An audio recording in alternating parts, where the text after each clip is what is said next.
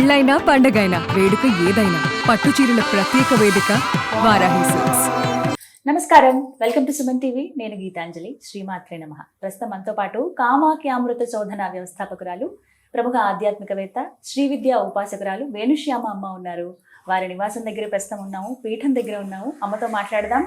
శ్రీ విద్యకు సంబంధించి, అలాగే ఆ లలితా త్రిపుర సుందరి గురించి ఎన్నో అమూల్యమైన విషయాలు తెలుసుకుందాం. అమ్మ నమస్కారం. శ్రీమాత్రే నమః. అమ్మ, జపం చేసేటప్పుడు ఎటువంటి నియమాలు పాటించాలి? అది ఏ జపం అయినా సరే.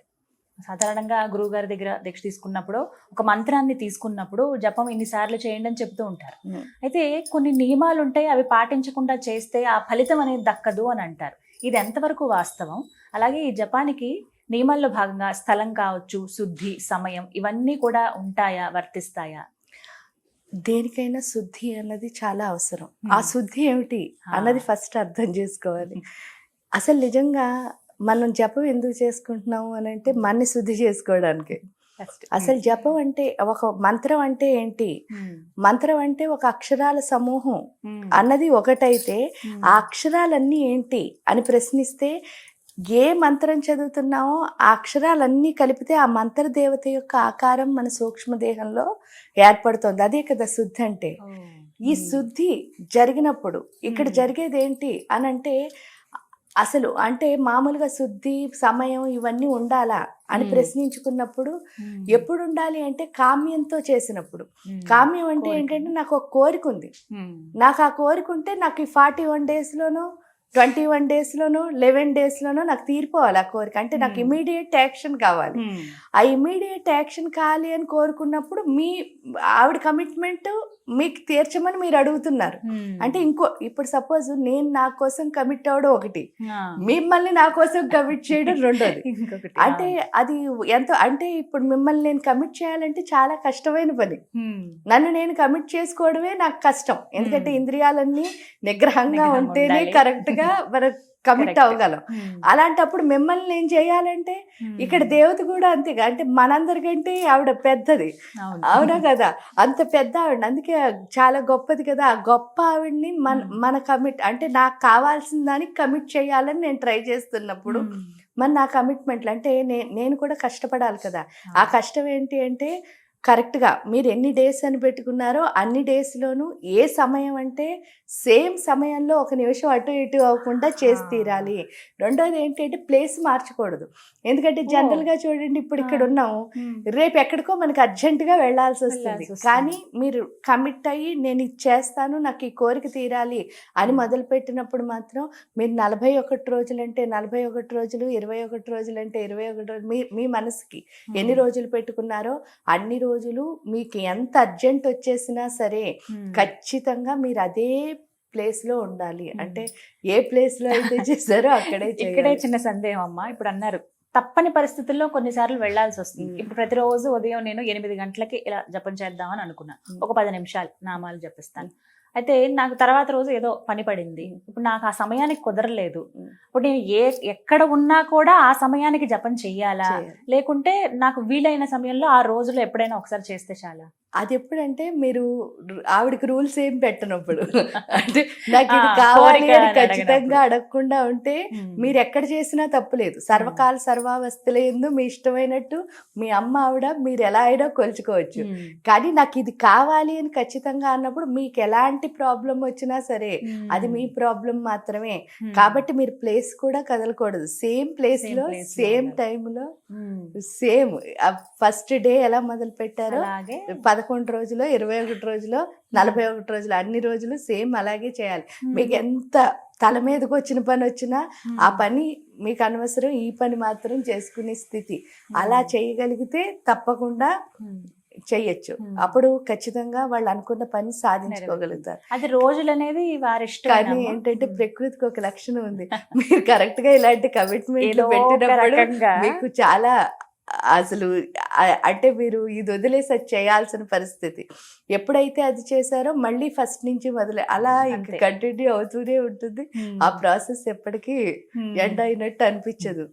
మీ పరీక్షలను కూడా తట్టుకోవాలని అమ్మనే అడగాలి, ఆటంకం లేకుండా. ఇలా అమ్మ ఇందాక అన్నట్టుగా ఒకవేళ ఎటువంటి కోరిక లేదు నాకు, కేవలం అమ్మవారిని తలుచుకోవాలి, ఈ గురుగారు ఇచ్చిన మంత్రం ఏదైతే ఉందో అది జపం చేయాలి, అది ఒకటే ధ్యాస ఉన్నప్పుడు మనిషికి. ఎలా ఇప్పుడు మరి సమయం ఏదైనా పర్వాలేదా, స్థలం ఏదైనా పర్వాలేదా, ఆ రోజులు ఆ 24 గంటల్లో ఎప్పుడైనా చేయొచ్చు? రోజుకి ఒకసారి మ్మ్. ఇది ఈ రోజులో చేస్తాను అని మ్మ్. అనుకున్నారు. ఇప్పుడు సపోజ్ మ్మ్. రోజుకి ఒకసారి చండీ పారాయణ చేయాలనుకున్నారు, మ్మ్. ఒక గంట టైం ఎక్కడ దొరికితే అక్కడ చేసుకోవచ్చు. మ్మ్. అదేమి నేను నీకు చండీ పారాయణ చేస్తున్నాను, నాకు ఇది కావాలని కాదు, మ్మ్. సరదా అంతే. మ్మ్. లలితా సహస్రం చేసుకోవాలనుకున్నారు, 20 నిమిషాలు మీకు ఎక్కడ టైం దొరికితే అక్కడ చేసుకోవచ్చు, మ్మ్. మనస్ఫూర్తిగా మనస్ఫూర్తిగా అంతే. గురుగారు చెప్పిన మాటలు ఇక్కడ ముందు భక్తి శ్రద్ధ ఇవి ఉండాలి, ఎక్కడ స్థలం మనస్ఫూర్తిగా ఎక్కడైనా. చేసుకుంటే ఎక్కడైనా చెయ్యొచ్చు. మ్మ్. కానీ నాకు స్ట్రిక్ట్ గా ఇది కావాలి అంటే మీరు అంతే స్ట్రిక్ట్ గా బిహేవ్ చేయాలన్నమాట. ప్రత్యేకించి మంత్ర జపం చేసేటప్పుడు సమయం గురించి మాట్లాడారు, ఎప్పుడు ఒకటే సమయం అని. ఆ సమయం బ్రహ్మ ముహూర్తమా, లేకుంటే అది సాయంత్రమా, లేకపోతే ఏది ఎక్కువగా శక్తినిస్తుంది, ఉత్పన్నం అవుతుంది? 3 కాలాలు మంచివే. మ్మ్. బ్రహ్మముహూర్తమైనా మంచిదే, మధ్యాహ్నం అయినా మంచిదే. కానీ జనరల్ గా ఏంటంటే పూజకి బ్రహ్మముహూర్తం ఎందుకు బెస్ట్ అంటే మ్మ్. అందరూ హాయిగా పడుకుని ఉంటారు, మొత్తం ఇబ్బంది సృష్టి ఉండదు. అంతా కామ్ గా ఉంటుంది, ప్రశాంతంగా. మీరు కూడా అప్పుడే ఫ్రెష్ గా లేచి ఉంటారు. Correct. అందువల్ల మన మైండ్ కూడా ఇటు అటు ఊగకుండా హాయిగా మ్మ్. నిశ్చలంగా ఆ దేవత మీదే ఒక్కసారి తెల్లవారు గట్లు లేచి కనుక పూజ చేస్తే మనకు అర్థమవుతుంది. ఎందుకంటే రాత్రి మీరు 12, 1 గంటకు పడుకున్నా సరే మ్మ్. 4 గంటలకు కనుక లేచి పూజ చేశారు అంటే మ్మ్. ఎప్పుడు కూడా అసలు మీ మైండ్ అంటే 3 అవర్సే పడుకున్నా మ్మ్. అలా అనిపించదు. అదే తెల్లవారి పొద్దుకి ఏ 9కో 10కో చేశారనుకోండి, మ్మ్. నాకు నిద్ర తగ్గింది అనిపిస్తుంది. ఎందుకంటే మనకి ఎంత బద్ధకం ఆ, ఉంటుందో అంత బద్ధకం తమో వస్తుంది గుణం అప్పుడు. పెరుగుతుంది. మ్మ్. ఇక్కడ మీరు తక్కువ సమయం పడుకున్నా సరే ఈ సమయంలో చేస్తే ఎందువల్ల మొత్తం బుర్ర అంతా చాలా కామ్ గా ఉంటుంది. మ్మ్. ఆ కామ్నెస్ వల్ల మీరు చేస్తున్న దాన్ని మీరు అనుభవించగలుగుతారు. మ్మ్. ఎప్పుడైతే ఆ శక్తిని మీరు అనుభవించగలిగారో మ్మ్. దానివల్ల ఏమవుతుంది, మీలో మరింత ఉత్సాహం వస్తుంది. మ్మ్. అప్పుడు మీకు నిద్ర రాదు. మ్మ్. చూడండి, తెల్లవారు గట్లు లేచినప్పుడు ఎప్పుడూ నిద్ర రాదు, అవును, నిద్ర అనిపించదు మళ్ళీ, ఇంకా చాలా సమయం ఉంది అనిపిస్తుంది. అది కూడా ఇంకా మీ బోల్డ్ పనులు చేస్తూ ఉంటారు. చాలా మంది ఏంటంటే మంత్రాలు చేసేటప్పుడు ఇలా నెంబర్స్ అవి రాసుకుంటూ ఉంటారు. లేదు, కొంతమంది ఏమో ఇంత సమయం అని పెట్టుకుని ఆ అలారం లాగా ఫిక్స్ చేసుకుని ధ్యానం చేసుకుంటూ ఉంటారు. కొంతమందికి అయితే ఆ అవసరం కూడా ఉండదు. ఒకసారి ఇలా ధ్యానంలోకి వెళ్ళారంటే నోటికి బయటకి ఇలా శబ్దం రాకుండా స్ఫురణ చేసుకుంటూ ఇట్లా స్మరించుకుంటూ ఉంటారు. ఏది సరైనది అంటే ఏది చెప్తారమ్మా మీరు? ఫస్ట్ అయితే జపం గట్టిగానే చెయ్యాలి. ఎందువల్ల అంటే మొత్తం ఇదంతా శుద్ధ అవ్వాలి, బాహ్య ప్రపంచం శుద్ధ అయిన తర్వాత అన్నిటికంటే బెస్ట్ మానసిక జపం. అంటే మనస్సులోనే కళ్ళు మూసుకుని ఆ జపం. దానికంటే బెస్ట్ ఏంటి అంటే శ్వాసతో. అంటే మీరేం జపం చేయక్కర్లేదు, లోపలేం కదులుతూ ఉండదు, కానీ మీ శ్వాస ఎన్నిసార్లు పీలుస్తున్నారో అన్నిసార్లు మంత్రం అవుతూ ఉంటుంది. ఆ స్థితికి వెళ్ళాలి. ఆ స్థితికి వెళ్ళాలి అంటే ఫస్ట్ ఇలా మొదలుపెట్టి మానసిక జపానికి వెళ్ళి ఆ తర్వాత ఆ శ్వాస ద్వారా జపం చేసే స్థితి ఏదైతే ఉందో ఫైనల్ గా దానికి చేరడం ద్వారా మనం ఆ అమ్మవారి యొక్క దర్శనం తప్పకుండా పొందుతాం అంటారు. మంత్రజపం చివరికి మంత్రజపం పూర్తి అయిపోయింది. ఇప్పుడు ఉదాహరణ 41 రోజులు మండలం అనుకున్నారనుకోండి, 41, 47 కూడా మండలం అంటారు. 41 రోజులు పూర్తి అయిపోయిన తర్వాత చివరి రోజు ఖచ్చితంగా ఇటువంటివి చేయాలి అని ఉంటుందా దేనికైనా సరే? అంటే మీరు అనుకున్న దాన్ని బట్టి, ఈ జపాలకైతే మీరు అనుకున్న దాన్ని బట్టి, సపోజ్ మీరు 41 రోజులు అయిన తర్వాత నేను హోమం చేస్తాను అనుకున్నా, ఏంటంటే ఏదైనా సరే ఒక జపం చేస్తే దానికి దశాంశం హోమం చేయాలి అని అంటారు, అంటే బై 10వ వంతు. సో అలా అనుకున్నారు అనుకోండి, అప్పుడు హోమం చేసుకోవచ్చు. అలా ఏమనుకోలేదు, నేను జపం ఒక్కటే చేసుకుంటాను అనుకున్నారు అంటే మన పరిస్థితి ప్రకారం అప్పుడు జపం ఒక్కటే చేసుకోవచ్చు. ఇంకా టైం ఉంది, ఇదే పని అనుకో, అప్పుడు చక్కగా తర్పణాలు చేసుకోవచ్చు. అలా అంటే మన సమయాన్ని బట్టే, మనం అనుకున్న దాన్ని బట్టి. కానీ రూల్స్ అయితే ఏముండవు. ఎందుకు రూల్స్ ఉండవు అని అంటే, మీరు రూల్ పెట్టారు అంటే దేవతని రిస్ట్రిక్ట్ చేసేస్తున్నట్టే, దేవతని లిమిట్ చేస్తున్నట్టే. ఆ వ్యాపక చైతన్యాన్ని లిమిట్ చేస్తే మీకు వచ్చేది ఏమిటి అంటే లిమిటెడే. మీరు అన్లిమిటెడ్గా అవ్వాలి అంటే అసలు ఏ రూలు ఉండకూడదు, బార్డర్స్ అనేవి అసలు పెట్టుకోకూడదు. అదొక్కటి గుర్తుపెట్టుకోవాలమ్మా. మీరు అన్న తర్వాత నాకు అనిపించింది, మనం ఒక్కసారి రిస్ట్రిక్షన్ పెట్టాం అనుకుంటే మనకు వచ్చే దగ్గర కూడా రిస్ట్రిక్షన్ ఉంటుంది ఖచ్చితంగా. అనంతమైనది కావాలంటే మనం కూడా అలాగే ఉండాలి అని. కానీ మంత్ర జపం అనేది ఒక మనిషికి అలవాటు అవ్వడం మంచిదే అంటారా కాదంటారా? చాలా మంచిది. ఎందుకంటే ప్రతి ఒక్కళ్ళు చేయాల్సిందే మంత్ర జపం. కానీ అందరికీ గురువులు దొరకరు కదమ్మా, అలా గురువులు చెప్పేవాళ్ళు. దొరకరు అని కాదు, అంటే మన మనసులో జిజ్ఞాస ఉందనుకోండి ఆ, తప్పకుండా దొరుకుతారు. దొరుకుతారు. ఇంకొకటి కూడా ఉంది, మనం మాట్లాడుతున్న మాటలే మంత్రాలు. మనలో భక్తిభావం ఉంటే చాలు, ఆ మంత్రమే గురువు అవుతుంది. అంటే మాటే మంత్రం అవుతుంది కదా. మాటే మంత్రం అని ఎలా అంటారు ఆ నుంచి క్ష వరకు ఉన్న అక్షరాలన్నీ బీజాక్షరాలే. ఎందుకు బీజాక్షరాలు అయ్యాయంటే అక్షరము అంటేనే క్షరము లేదు అని. క్షరం లేదంటే చావు లేదు. చూడండి, అవి 51 అక్షరాలు. మన శరీరంలో 51 శక్తి కేంద్రాలు. అంటే ఈ చక్రాల చుట్టూ, విశుద్ధి చక్రం చుట్టూ 16, అనాహత చక్రం చుట్టూ 12, ఇక్కడికి వచ్చేసరికి మణిపురంలో 10, స్వాదిష్టానంలో 6, మూలాధారంలో 4, ఆజ్ఞాచక్రంలో 3, మొత్తం 51. ఆ 51 అక్షరాలే ఇక్కడ ఉన్న ఆ నుంచి క్ష వరకు. అందుకని మీరు ఏ అక్షరం, అందువల్ల ఏంటంటే మంత్రం చదివితే మనలో మార్పు ఎలా వస్తుందండి అంటారు. ఆ నుంచి అహా వరకు ఇక్కడ ఉన్నాయి 16. ఈ అక్షరాల్లో ఏది చదివినా సరే విశుద్ధి చక్రం ఏమవుతుంది, యాక్టివేట్ అవుతుంది. ఇక్కడికి వచ్చేసరికి కా నుంచి టమ్ వరకు ఉన్నాయి.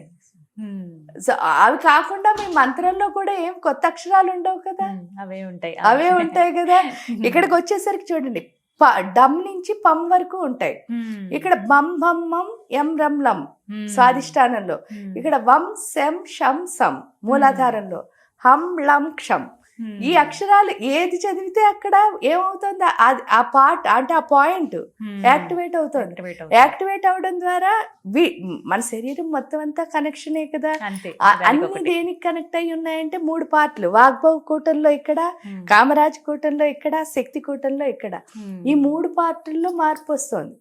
అంటే ఎక్కడ యాక్టివేట్ అయినా ఈ 3 పార్ట్లు, మీకు మెయిన్ 3 పార్ట్లు అవే. అవును.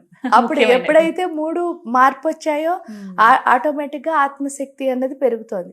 ఎప్పుడు ఆత్మశక్తి పెరిగిందో మైండ్ అన్నది కామ్ అయిపోతుంది, నిశ్చలంగా అయిపోతుంది. ఎంత నిశ్చలంగా అయిపోతుందో మీలో యాక్సెప్టెన్స్ అంతా అంత పెరిగిపోతుంది. నిజమే. అప్పుడు చాలా మార్పు వస్తుంది కదమ్మా, చాలా మార్పు వచ్చేస్తుంది. ప్రశాంతత, మీకు కావాల్సిన ప్రశాంతత 3 ప్లేస్లే. ఒకటి ఇక్కడ, ఒకటి 2 ఇక్కడ, 3 ఇక్కడ. ఆ 3 ప్రశాంతంగా ఉన్నప్పుడు ఇంక మీకు దేని మీద కోపం లేదు, ద్వేషం లేదు, మీకేం ప్రశ్నలు లేవు, అన్ని జవాబులే. ఎందుకంటే ఇక్కడ డౌట్లన్నీ క్లియర్ అవుతాయి, ప్రశ్నల కింద మారుతాయి మూలాధార స్వాదిష్టాన చక్రాల్లో. అప్పుడు మీరు ప్రశ్నలకి జవాబులు వెతుకుతూ వెళ్తారు. వెతుకుతూ వెళుతున్న మీకు అనాహతానికి వచ్చేసరికి ఇంకా క్వశ్చన్సే లేవు, అన్ని ఆన్సర్లే మీ దగ్గర. అన్ని ఆన్సర్స్ ఉంటాయి, అన్ని మీకు ఆన్సర్లే వస్తున్నాయి. ఈ ఆన్సర్లు వస్తున్న స్థితిలో ఇక్కడికి వెళ్ళేసరికి ఏంటి అంటే మీకు పూర్తిగా జ్ఞానం, అంటే ఆన్సరే కాదు మీకు అంతా అర్థమవుతూ ఉంటుంది. అప్పటి వరకు ఏమనుకుంటాము, మనం బుక్ చదవాలేమో, లేకపోతే ఇది చేస్తే నాకు నాలెడ్జ్ వస్తుందేమో, అది చేస్తే నాలెడ్జ్ వస్తుందేమో అని అనుకునే మనకు కాస్త అసలు నాలెడ్జ్ అంతా ఎక్కడుంది, ఇక్కడే ఉంది. దాన్ని ఓపెన్ చేస్తే చాలు, ప్రకృతి అంతా నీకు జ్ఞానాన్ని ఇస్తుంది, అందిస్తుంది అనేది. మంత్రజపం ఎంత ముఖ్యం, అంతే. మార్పు అనేది మనలో మనమే గమనించవచ్చు. ఎవరైనా జపించవచ్చు కదమ్మా, ఎవరైనా చెప్పించు. అయితే గురుముఖంగా తీసుకున్నటువంటి మంత్రం ఏదైతే ఉందో అదైతే ఇంకా శ్రేష్టం. ఎందుకంటే గురువు మనకి తెలిసినా తెలియకపోయినా ఆయన మంత్రం ఇచ్చేటప్పుడు మనకి శక్తి ఇస్తారు. అంటే ఆయన అంతకు ముందు చేస్తారు అదే మంత్రాన్ని.